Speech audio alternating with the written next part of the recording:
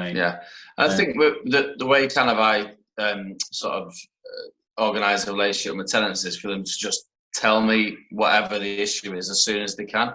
So, for example, an example when that didn't happen, I was called to a house who had said, "Oh, there's a bit of water coming out the ceiling." So I went round that day, and it was, soaked. It was virtually saturated.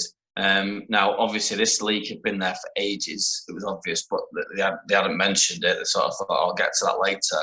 Yeah. And in the end, it was, a couple of grand's worth of damage that needed to be sorted out. Whereas if I'd have found out about that straight away, it probably would have just been a bit of sealant in the shower and took about 5 minutes and cost about £1, and it would have all been fixed. But because of the delay, so I generally use that so that people can talk to me as quickly as there is an issue. And generally, I find that things are fixed much quicker and much cheaper when that's the case. But also, I think that helps build trust with the tenant, because if they bring a problem to me and I get on it straight away and fix it very quickly, then my stock as a landlord will grow with them, and I think they'll want to stick around for longer, and they'll want to pay, in times like this. Yeah, no, absolutely. It's an interesting one, that though, isn't it? Because I think you manage all your properties yourself, don't you? Yeah. And it's a common question I get asked of, do I manage them myself, or do I outsource that to a lettings agency? And I think there's pros and cons for both. I don't necessarily think there's a right or a wrong answer, but I suppose it's very individual. Yeah, I think for me, I don't fully understand what the letting agent would do in terms of, if there's a problem like the one I just described, the tenant would ring the letting agent and the letting agent would ring me. So I don't really get why they would take a fee for doing that.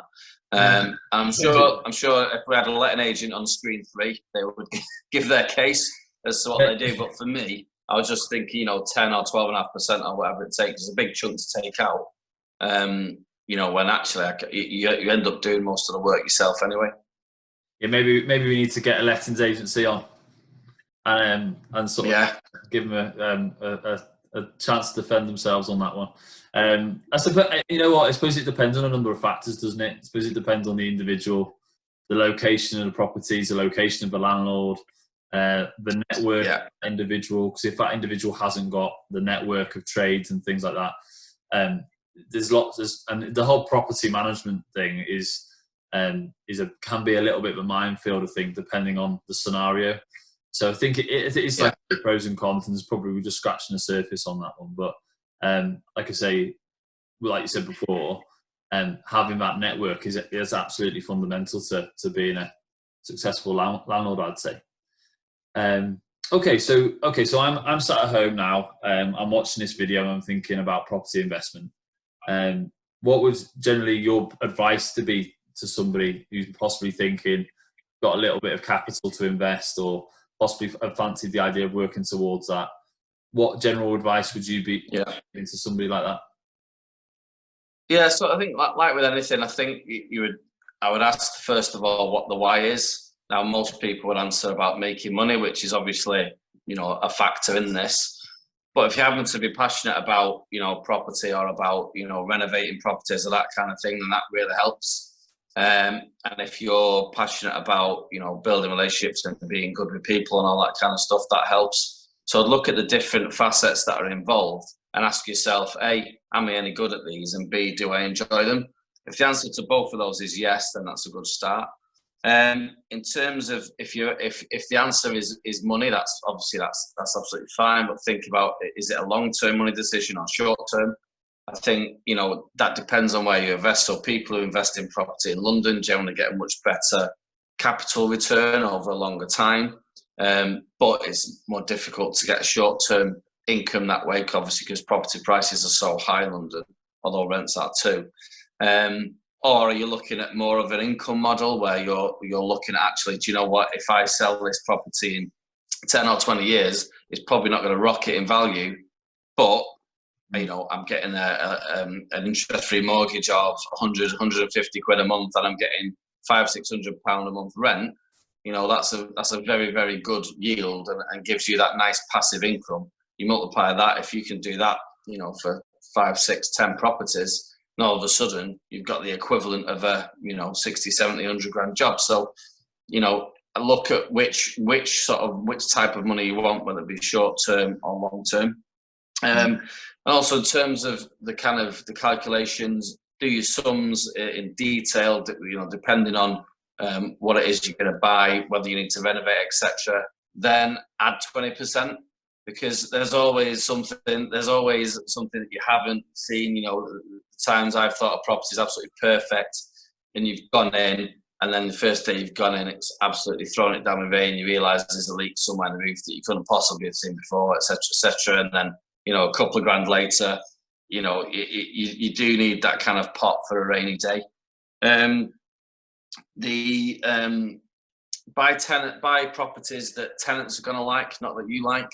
I know that I've viewed a few properties with my wife, and you know, comments have been made around, you know, the sort of things she'd like and want that are frankly irrelevant. You know, about curtains and what have you, and this kind of thing. And you know, you've got to think, what would someone in this situation want out of a property? You know, and all sorts of things like in terms of the layout and location. Always have a contingency. So when you get into property, always have that person you can call to sort out an issue. So a number of people that would be, you know, accountants, solicitor, estate agent, builders, electricians, plumbers, you know, all these kinds of people. Obviously, you're not going to necessarily have that straight away, but build it up as quick as you can as you go. And in terms of mortgages as well, I think it's important to, you know, really understand that mortgage game. And, you know, obviously I'm a broker like yourself, because one of the things I've learned is it's like any sort of marketing. You know, the initial rate that you see often looks fantastic, but sometimes, you know, a 2-year, you know, rate will have a £2,000 or £3,000 fee on it.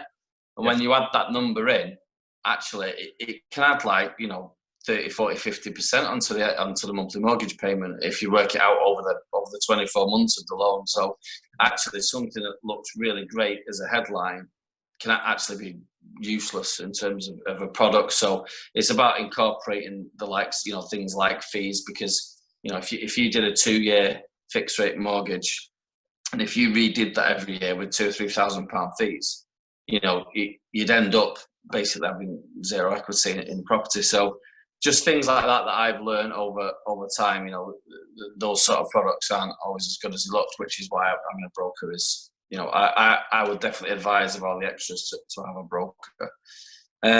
So yeah, they're the main things really.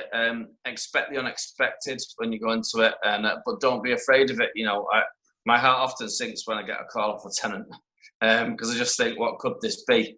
But you know, anything, any problem is surmountable, and if you've got a good relationship with them and good contacts, you know, you'll find a way to sort it out if you've got that little pot for a rainy day. So yeah, that's it really. I can't imagine they'd ring you to say happy birthday, Dave, would they? Not often, no. It's going to be a problem. No, some really good advice there. So thank you. With regards to what I've sort of just taken from that, really the main thing that's coming out of that is, like I say, it's a bit of an American phrase, but having that power team. And obviously a mortgage broker is obviously key to that, but then obviously all your trades and things. And then, you know, so probably even before you're even starting on the journey, it's probably starting to maybe network a little bit and sort of you build that sort of trusted network. And then obviously contingency, like you just mentioned. You know, we talk to a lot of clients about this, and like I say, you can factor in the exact costs around how much deposit I'm going to need and stuff like that. But like you said, depending what your project is and what your plan is, you've always got to have that element of contingency. So we'll always say to people, having sort of 3 months mortgage payments in the bank is a good tip, just in case of rental voids and stuff like that. So yeah, contingency and power team. So that's really good. So thanks very much. And no, it's been really cool. So thank you. And all I'd say to everybody watching is that what I'll do is I'm obviously going to publish the video on social. And if anyone's got any questions for Dave, by all means, if you want to comment in the box below, I'm sure he'll be more than happy to to answer any questions on the subject. And no, yeah. So just thanks very much, Dave. Thanks very much for coming along, and all the very best. Absolute pleasure. All right, here's to the power team. Cheers, Ross. Take care. Cheers. Bye. Cheers, mate. Bye.